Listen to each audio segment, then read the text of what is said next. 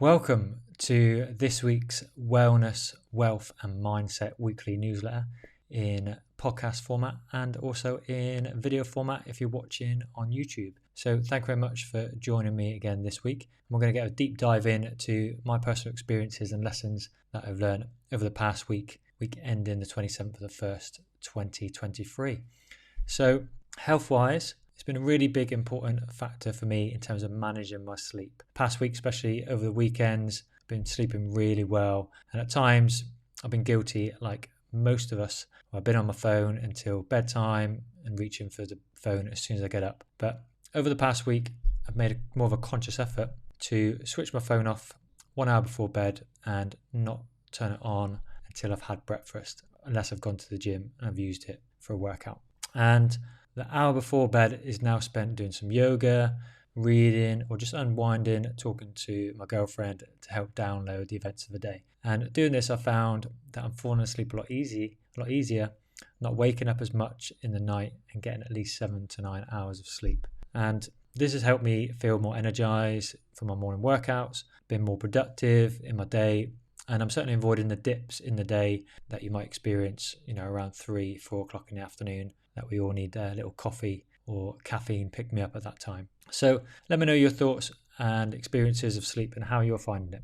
And if you're not subscribed yet, don't forget to subscribe and like if you're enjoying this podcast or the video or the YouTube channel. Feel free to post any comments in the comments below if you've got any questions around your sleep and how you manage your sleep as well going forward.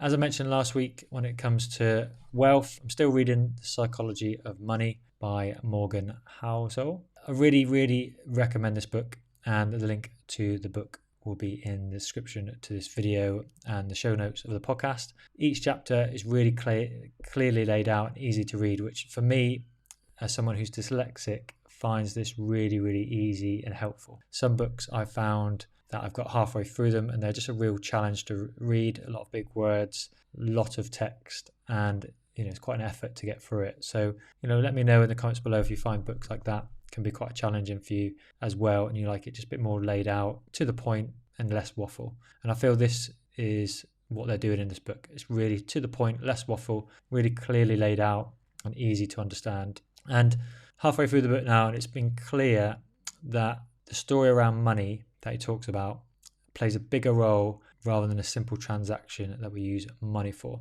So a little quote from the book. He says, "The most important driver of anything tied to money is the stories people tell themselves and the preferences they have for goods and services." So our relationship with money is generally down to our own story, not necessarily the story that is nearly the narrative that we see in the media. It's what we interpret within the media and around us that influences our money.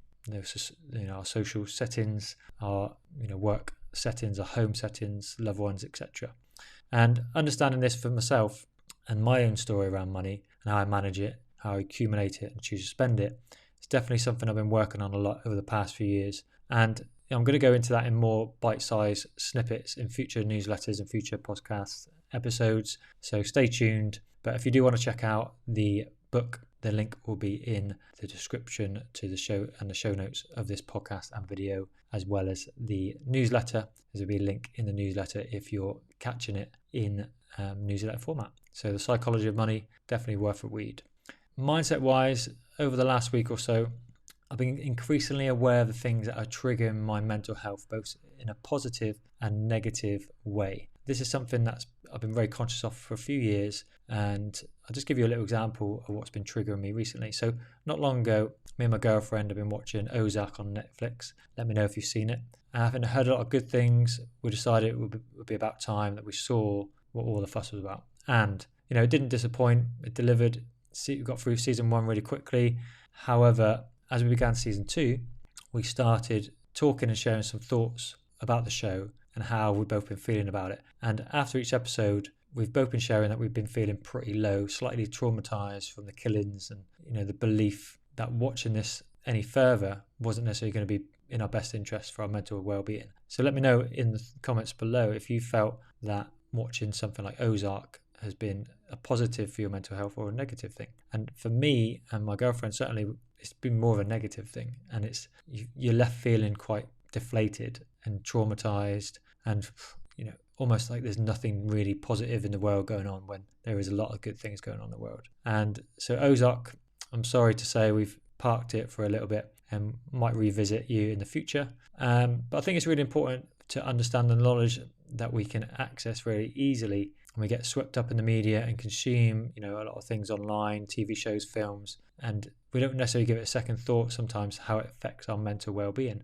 And subconsciously we could be exposed to these things and ourselves in the media, and it could be doing us more harm than good when it comes to our mental well-being, so more of a negative than supporting it.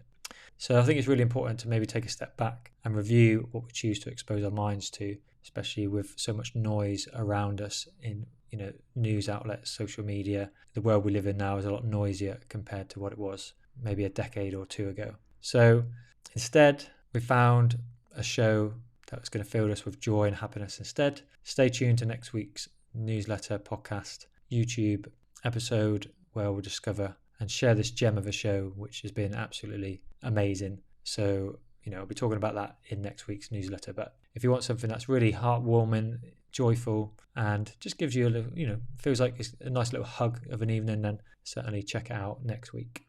And finally, the lyric quote I'm pondering this week, and something for you to ponder as well, is from a good man, Harry Styles. I'm a big fan. And this is from the song Matilda. If you've not checked out his new album yet, Harry's House, definitely recommend it. Link to this song and will be on Spotify, link in the show notes. So check it out. But this is from Matilda, and the lyric goes, "You talk of the pain like it's all right, but I know you feel like a piece of you's dead inside." I'm not going to say any more. This is for you to interpret. I interpret it my way. Show me, or let me know in the comments below, what you feel, what feelings resonate with you when you hear that lyric. And finally, thanks for subscribing to the channel, to the podcast. If you've not subscribed to the newsletter and you like it in your inbox every Friday, then click the link in the description or the show notes of the podcast below, where you can register for free and you'll get access to the weekly wellness, wealth and mindset podcast newsletter direct to your inbox every Friday. So until next week, I look forward to seeing you then.